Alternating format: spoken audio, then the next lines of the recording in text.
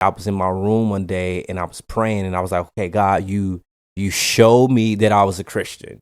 Now, how do I fight this thing? Right.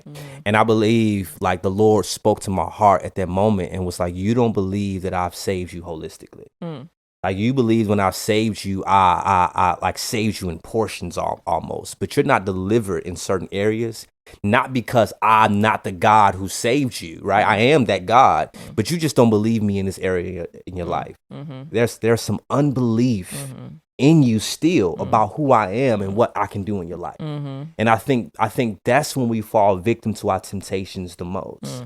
It's not merely because we want to do what we want to do. That is a factor, but it's also, no, we don't believe that God is God in this area, right? And so for me, it was like, because I love this particular sin so much, like I trusted in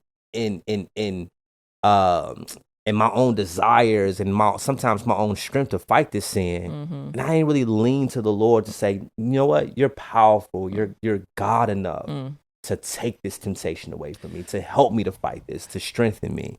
And so I think that we just really have to believe God in all areas of our life. So basically what you're saying is faith helps you fight temptations. Absolutely. Okay. Faith is critical.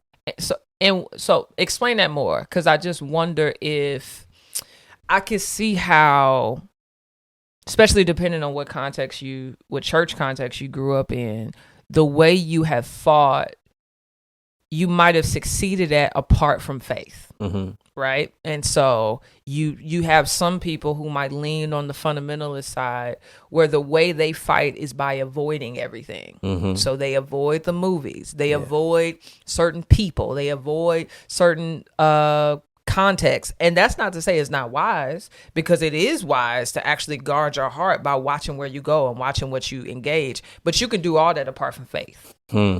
That's just a behavior. That's a pattern you created. Absolutely. And so I guess, what is the difference between someone who just has set up certain boundaries to keep them from sin and somebody who is actually walking by faith and that keeping them from sin? That's a really good question. I think one way for us to look at it is to understand how much